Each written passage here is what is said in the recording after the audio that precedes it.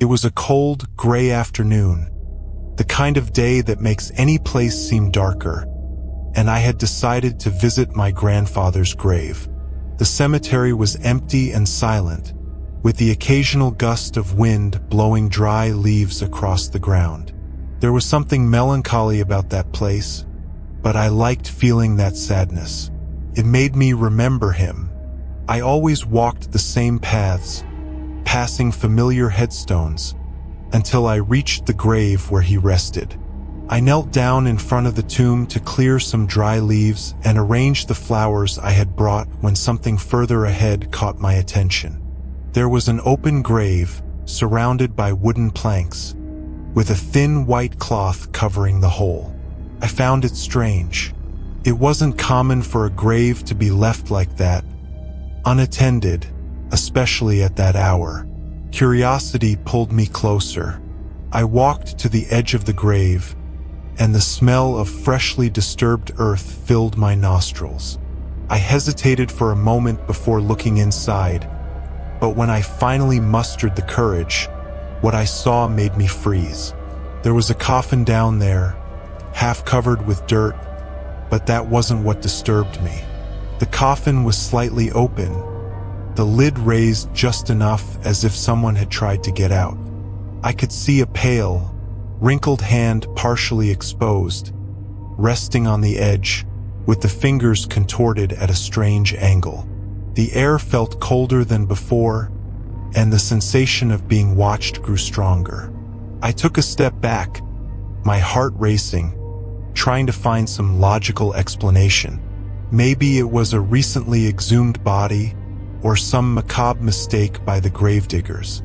My mind was scrambling for any rational excuse for what I was seeing, but nothing seemed to make sense. That's when I heard it.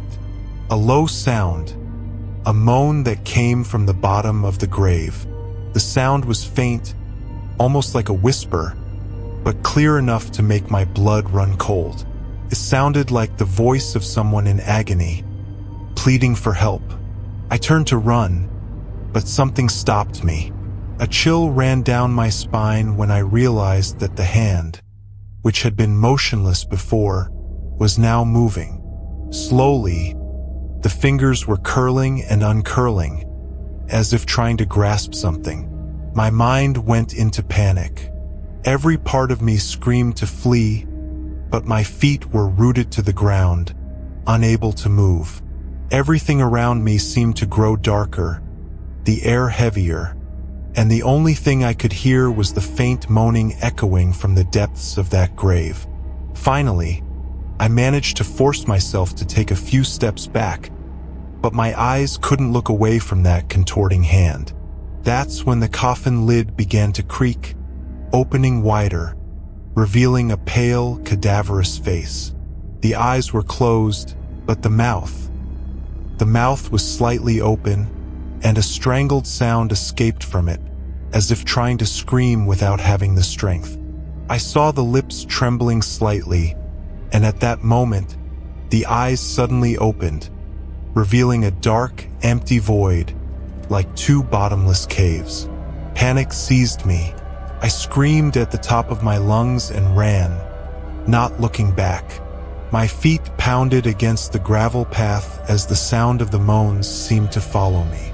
I didn't stop until I reached the cemetery gates, and even then, when I looked back, I could have sworn I saw that pale hand rise, as if waving a macabre farewell. Since that day, I haven't been able to return to the cemetery. Sometimes, at night, I feel as if I can still hear those moans, distant and faint, as if something or someone is calling me back to that open grave. And the worst part, I know that if I listen closely, I will recognize that voice.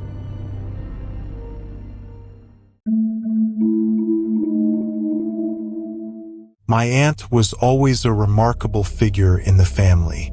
She had a peculiar perfume, a sweet floral fragrance that filled any room she entered. Even after her death, whenever I smelled that scent somewhere, it was impossible not to remember her. Perhaps that's why I started visiting her grave frequently, bringing fresh flowers and keeping the place clean, in honor of her memory. It was an autumn night, the kind of night when the air is cold but not freezing, and the darkness feels deeper than usual. I was at the cemetery, arranging a small bouquet of flowers by the headstone, when I sensed something different. At first, it was just a gentle breeze, but then the scent, that perfume, the same perfume she used to wear, began to fill the air around me. It was intense, as if someone had just sprayed the bottle right next to me. My heart skipped a beat.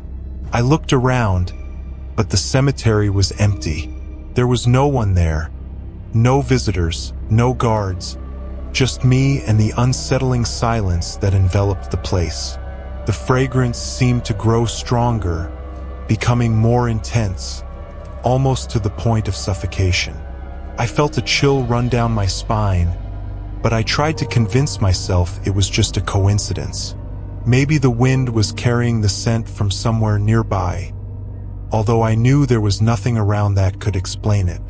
I kept trying to arrange the flowers, pretending to ignore the smell that now seemed to seep into my skin, when suddenly, I felt a cold hand touch my shoulder.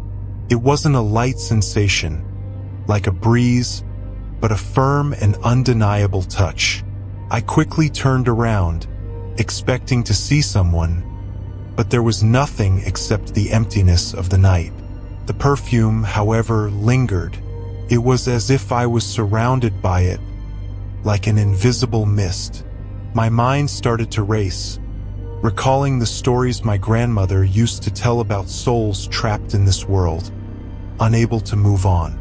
I had never believed in such things, but now, feeling that vivid perfume and the cold touch on my shoulder, I began to question my disbelief.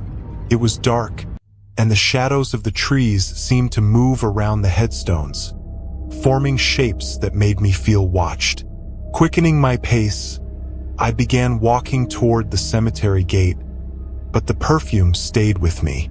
With every step, the scent grew stronger, and I could swear I heard a faint whisper in the air, as if someone was calling my name. It seemed to come from all directions at once, confused and distorted. My legs were trembling, and I could barely breathe. Every time I looked back, I had the feeling that something was following me, hiding in the shadows. Then, a low, continuous sound began to form, almost imperceptible at first.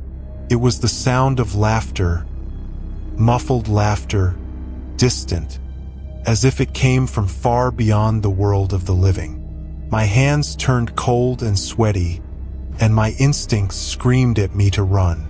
And that's what I did. I ran with all my strength toward the exit, the perfume still surrounding me, as if it was clinging to me. When I finally reached the gate and looked back, the cemetery seemed calm, quiet, as if nothing had happened. But the perfume vanished as suddenly as it had appeared, leaving only the damp smell of earth and the cold night wind.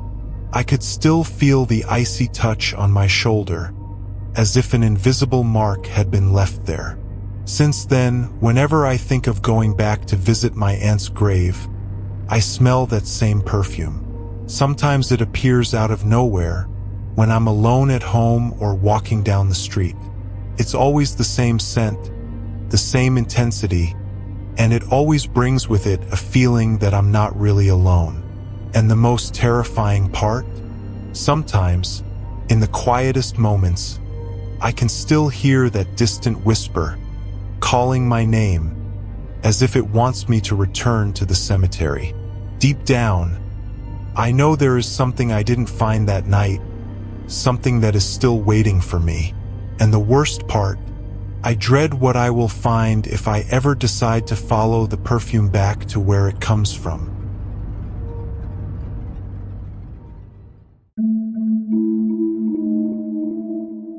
I've always enjoyed photography. There's something almost magical about capturing a moment and freezing it forever. As part of a personal project, I used to photograph cemeteries, fascinated by the dark beauty of old headstones and the stories that seemed to be buried there, waiting to be told. That night, however, what I captured with the camera went far beyond what I could have imagined. Something that still haunts me.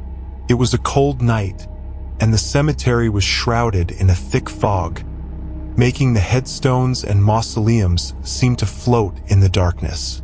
I was alone, with only the sound of the wind whispering through the trees and the constant click of my camera. Everything was calm, in an almost comforting way, until I began to feel like I was being watched. It was a strange sensation, as if something was there, in the shadows, spying on me through the headstones. I decided to keep taking photos, trying to ignore the growing discomfort. I walked through the cemetery, taking pictures of moss-covered graves and weathered angel statues. Then, I spotted an old marble tomb, almost covered by vegetation, which seemed to draw my attention in a way I couldn't explain. I approached and took a photo.